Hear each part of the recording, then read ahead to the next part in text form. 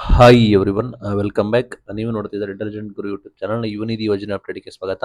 Latest update ಕೂಡ ಏನು, ಹಣ ಯಾವಾಗ ಬರುತ್ತೆ, ಸಂಪೂರ್ಣ ಮಾಹಿತಿಯನ್ನು ತಿಳಿಸ್ಕೊಡ್ತೀನಿ. ಚಾನಲ್ಗೆ ಸಬ್ಸ್ಕ್ರೈಬ್ ಆಗಿ. ಹಣ 3 to 4 months ಇಂದ ಪೆಂಡಿಂಗ್ ಇದೆ.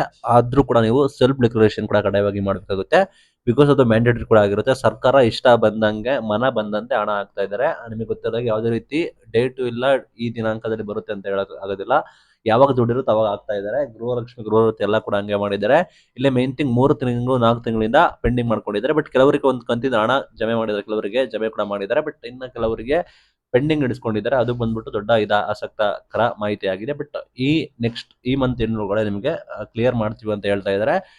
ಬಿಕಾಸ್ ನಿಮಗೆ ಅಕಾಡೆಮಿಕ್ ಇಯರ್ ಬಂದ್ಬಿಟ್ಟು ನಿಮಗೆ ಏಪ್ರಿಲ್ ಮಾರ್ಚ್ ಎಂಡ್ಗೆ ಎಂಡ್ ಆಗ್ಬಿಡುತ್ತೆ. ಒಂದು ಅಕಾಡೆಮಿಕ್ ಇಯರ್ ಅಕಾಡೆಮಿಕ್ ಲೆಕ್ಕ. ಅಂಡ್ ಸರ್ಕಾರದವರು ಎಷ್ಟು ಕಂತು ಹಾಕ್ತಾರೆ ಅಂತ ಕ್ಲಾರಿಟಿ ಇಲ್ಲ. 3 to 4 4 ಕಂತನ್ನ ಉಳಿಸ್ಕೊಂಡಿದ್ದಾರೆ. ಪ್ಲಸ್ ಲಾಸ್ಟ್ ಟೈಮ್ ಏನ್ ಮಾಡಿದ್ರು ಅಂದ್ರೆ ಗೃಹಲಕ್ಷ್ಮಿಗೆ ಒಂದು ಕಂತನ್ನ ಹಿಂಗೆ ಈ ರೀತಿ ಕೊಟ್ಟೇ ಇರ್ಲಿಲ್ಲ ಆಯ್ತಾ. ಒಂದು ಕಂತು ಕೊಟ್ಟಿರೋದು, ಅದು ದುಡ್ಡ ಕೂಡ ಚರ್ಚೆಗಾಯ್ತು. ಎಲ್ಲ ವಿಧಾನಸೌಧದಲ್ಲೆಲ್ಲ ಕೂಡ ಚರ್ಚೆ ಕೂಡ ಮಾಡಿದ್ರು.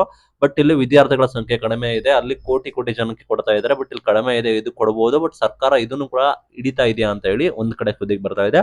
ಒಟ್ಟಾರೆ ಸೆಲ್ಫ್ ಡಿಕ್ಲರೇಷನ್ ಕೂಡ ಕಡ್ಡಾಯವಾಗಿ ಮಾಡಿ. ಇದು ಕರೆಕ್ಟ್ ಆಗಿ ವೆಬ್ಸೈಟ್ ಕೂಡ ಓಪನ್ ಆಗ್ತಾ ಇದೆ. ನಿಮ್ಮ ಸ್ಟೇಟಸ್ ಕೂಡ ಚೆಕ್ ಮಾಡ್ಕೊಳ್ಳಿ. ಅಂಡ್ ನಿಮಗೆ ಪೆಂಡಿಂಗ್ ಇರೋ ರಿಲೀಸ್ ಕೂಡ ಮಾಡ್ತೀವಿ ಅಂತ ಹೇಳ್ತಾ ಇದ್ದಾರೆ. ನೀವು ಹೈಯರ್ ಎಜುಕೇಶನ್ಸ್ ಎಲ್ಲ ಮಾಡಿದ್ರೆ ನಿಮಗೆ ಬರೋದಿಲ್ಲ. ಪ್ಲಸ್ ಈ ಯೋಜನೆಯನ್ನು ಕೂಡ ಕೆಲವರು ನಾವು ತೆಗೆದಾಕ್ತೀವಿ ಅಂತ ಹೇಳ್ತಾ ಇದ್ದಾರೆ.